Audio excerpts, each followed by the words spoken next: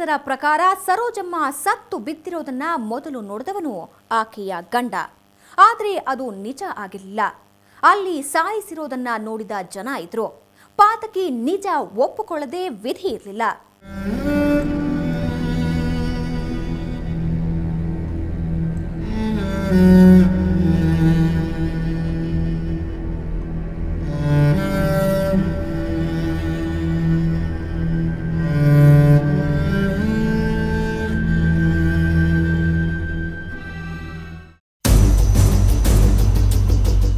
ಇಷ್ಟು ಚೆನ್ನಾಗಿರೋ ಮನೆ ಇದೆ, ಜಮೀನಿದೆ.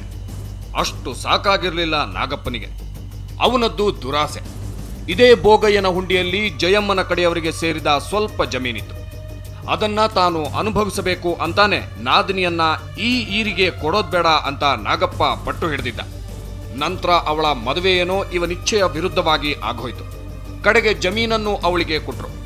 ಹಂಗಂತ ಇವರ ಕೈಯೇನೂ ಬಿಟ್ಟಿರಲಿಲ್ಲ.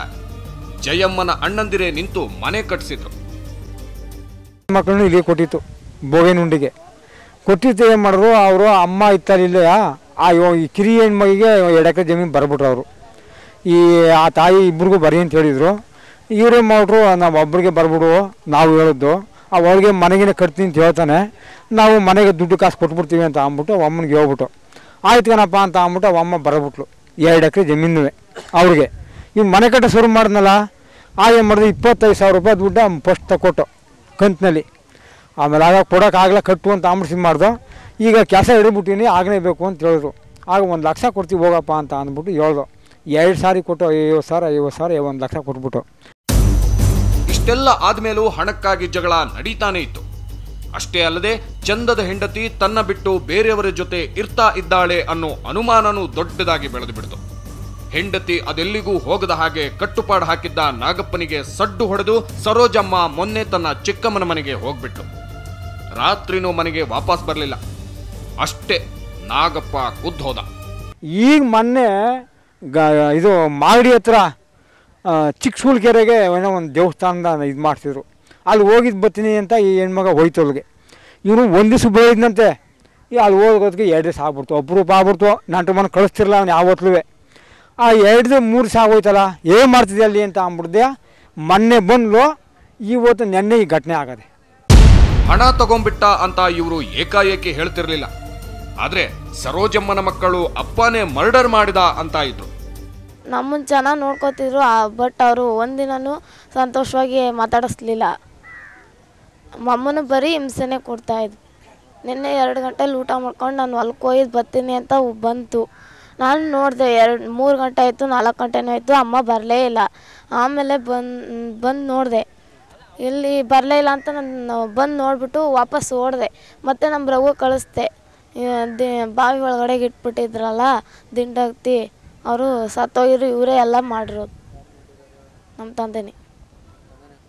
ತಂದೆನೇ ಮಾಡಿರೋದು. ಈಕೆ ಅದೊಂದು ಘಟನೆಯನ್ನ ಕಣ್ಣಾರೆ ನೋಡಿಲ್ಲ.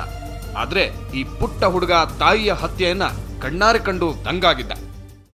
ನಿನ್ನೆ ನಮ್ಮಮ್ಮ ಬಂದರು ಸಹ. ಬಂದಾಗ ನಮ್ಮಪ್ಪ ಕೈಸ್ತೀನಿ ನಿಮ್ಮ ಅಮ್ಮನ ಬಂತು ಸಹ. ಆವಾಗ ಜಗಳ ಆಯ್ತದಂತೆ ಸಹ. ಆವಾಗ ನಾನು ನೀರು ತಗೊಬಂದೆ ಸಹ.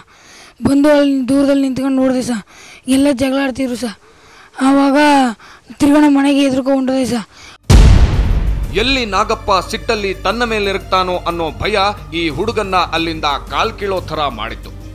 ನಂತರ ಅವನು ಅಲ್ಲಿಂದ ಓಡ್ಕೊಂಡು ಹೋಗಿ ಮಾವನಿಗೆ ಅಪ್ಪ ಅಮ್ಮನ ಜೊತೆ ಜಗಳ ಆಡ್ತಿದ್ದಾನೆ, ನನಗೆ ಭಯ ಆಗ್ತಿದೆ ಅಂದಿದ್ದ.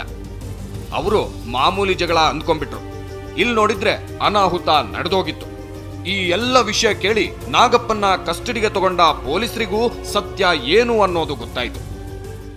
ಶೀಲದ ಬಗ್ಗೆನೂ ಕೂಡ ಈಕೆ ಭಾಳ ಶಂಕೆ ವ್ಯಕ್ತಪಡಿಸಿ ತಾನೇ ಸುಮಾರು 2.5 ಗಂಟೆಗೆ ಹೊಲದಲ್ಲಿ ಕೆಲಸಕ್ಕೆ ಹೋದಂಥ ಹೆಂಡತಿಗೆ ತಾನು ತರಕಾರಿ ಮಾರಿ ಬರ್ತೀನಿ ಅಂತ ಹೊರಗೆ ಹೋಗಿ ಸುಳ್ಳು ನೆಪ ಹೇಳಿ ತದನಂತರ ಹೆಂಡತಿ ಒಬ್ಬಳೇ ಇದ್ದಿದ್ದು ನೋಡಿ ಹೆಂಡತಿಗೆ ಟವಲ್ನಲ್ಲಿ ಉಸಿರುಗಟ್ಟಿಸಿ ಸಾಯಿಸಿ ಆನಂತರ ಆಕೆಯನ್ನು ಒಂದು ರೀಪರ್ ಪಟ್ಟಿಯಲ್ಲಿ ಮುಖಕ್ಕೆ ಹೊಡೆದು ಒಂದು ರೇಪ್ ಆಗೋ ಒಂದು ಸನ್ನಿವೇಶನ ರೂಪಿಸಿ ಒಂದು ಗುಂಡಿಯಲ್ಲಿ ಎಸೆದಿರ್ತಾನೆ.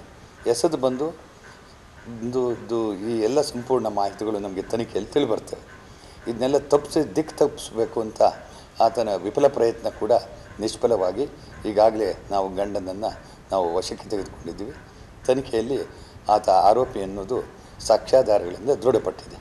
ಒಂದ್ ವೇಳೆ ಅವತ್ತು ಮಕ್ಕಳು ನಡೆದಿದ್ದನ್ನ ನೋಡಿರದೇ ಇದ್ರೆ ಪಾತಕಿ ಇಷ್ಟು ಬೇಗ ಪೊಲೀಸರ ಬಲೆಗೆ ಬೀಳ್ತಾ ಇರಲಿಲ್ಲ.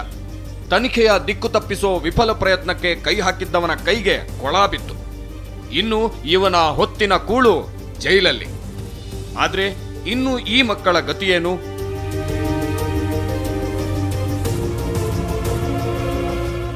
ಹುಟ್ಟಿಸಿದ ತಂದೆ ತಾಯಿ ಹುಲ್ಲು ಮೇಯಿಸದೆ ಹೊರಟು ಹೋದ್ರು. ಆ ಭಗವಂತ ಬದುಕಿನುದ್ದಕ್ಕೂ ಈ ಮಕ್ಕಳ ಕೈ ಹಿಡಿದು ನಡೆಸಿದ್ರೆ ಅಷ್ಟರ ಮಟ್ಟಿಗೆ ತಾಯಿಯ ಆತ್ಮಕ್ಕೆ ಶಾಂತಿ ಸಿಗಬಹುದು ಅಂತ ಹೇಳ್ತಾ ಇವತ್ತಿನ ಎಪಿಸೋಡ್ನ ಮುಗಿಸ್ತಾ ಇದ್ದೀವಿ. Good bye.